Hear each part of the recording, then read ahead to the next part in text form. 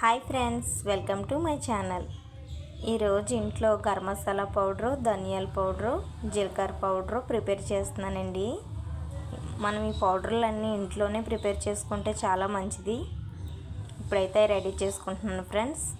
నచ్చితే లైక్ చేయండి, సబ్స్క్రైబ్ చేసుకోండి. ఇప్పుడు మన గరం మసాలా పౌడర్లు అన్నీ మిక్సీ పట్టేసానండి.